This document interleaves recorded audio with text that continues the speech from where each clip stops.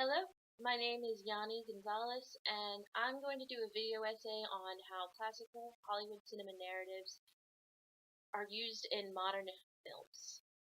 Classical Hollywood cinema narratives and classical Hollywood cinema is basically unified narratives where causes lead to an effect and in turn should cause another effect.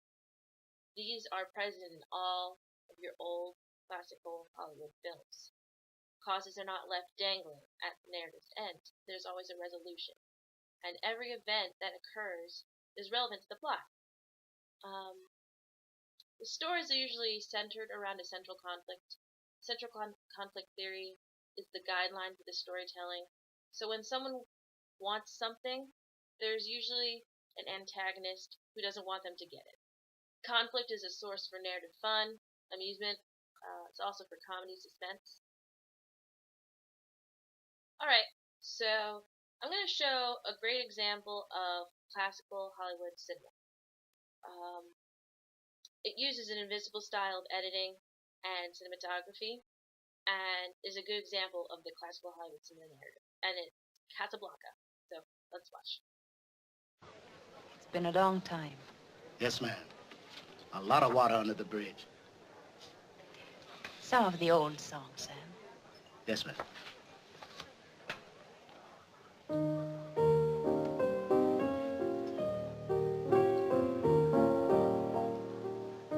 Where is Rick?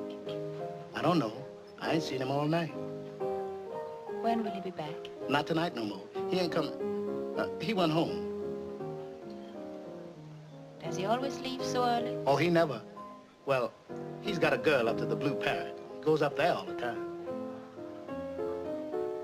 You used to be a much better liar, Sam. Leave him alone, Miss Elsa. You bad luck to him. Play it once, Sam. For all time's sake. I don't know what you mean, Miss Elsa. Play it, Sam. Play as time goes by. Oh, I can't remember it, Miss Elsa. I'm a little rusty on it. I'll hum it for you. Da-da-da-da-da-da. Da-da-da-dee-da-da.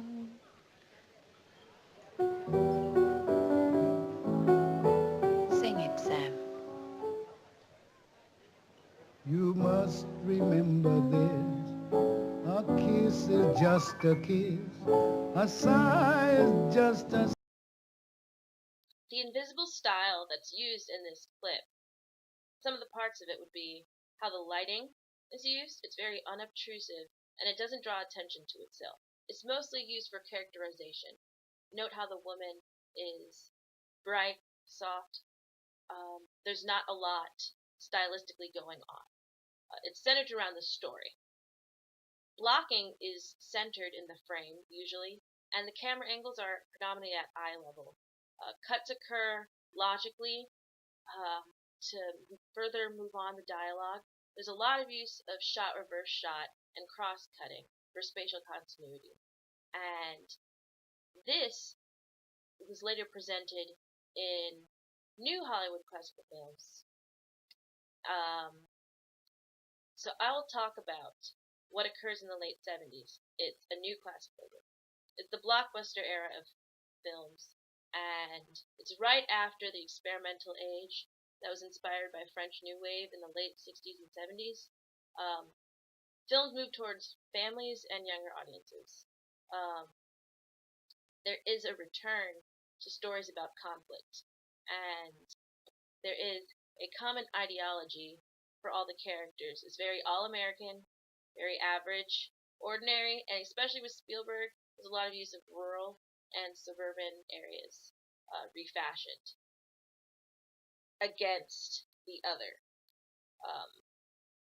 The other is invading their space of American life. So I talked about Spielberg before, and I actually have another clip.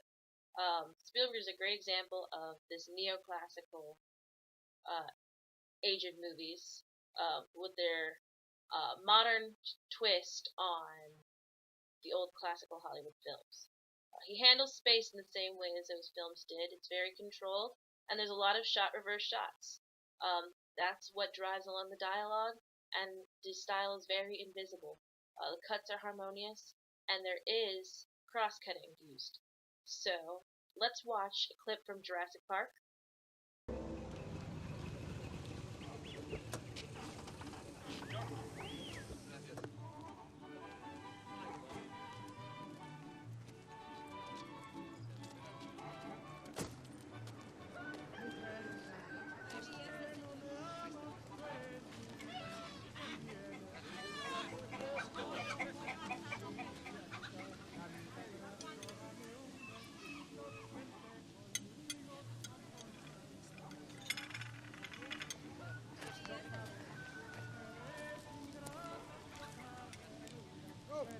Dodson!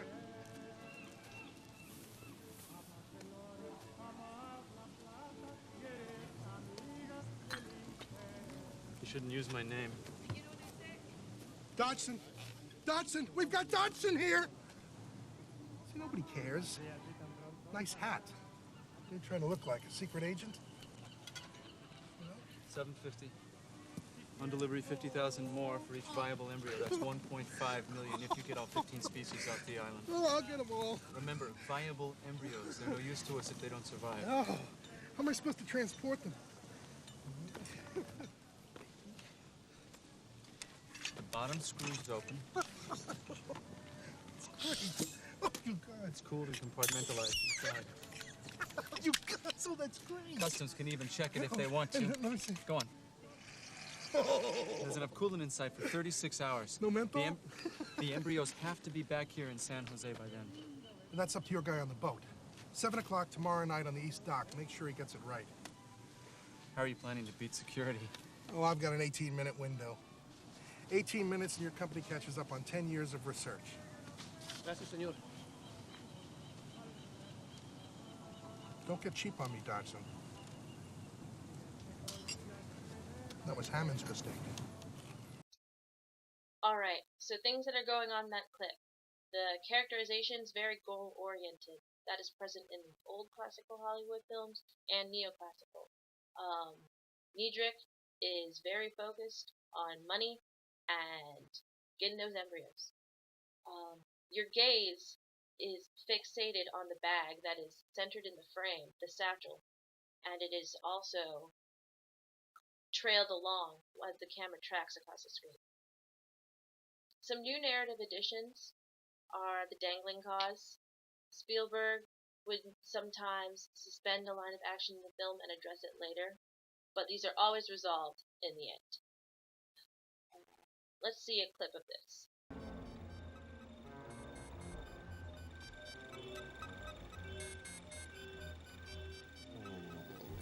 What the hell, what the hell, what the hell? What now? Fences are failing all over the park. Fine, Landry. Check the vending machines.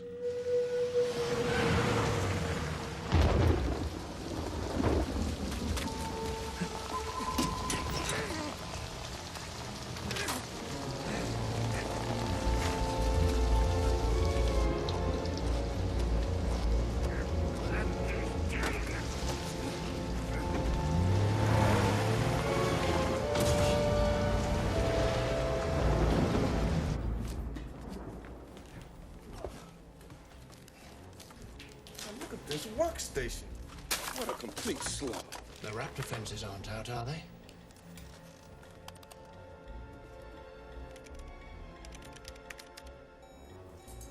No, they're still on. Why the hell would he turn the other ones off?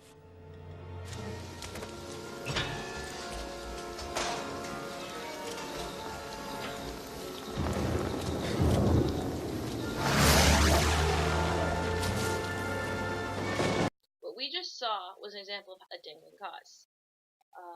Later in the film, as more things start to fail, it all goes wrong, and they realize that Niedrich did indeed trick them.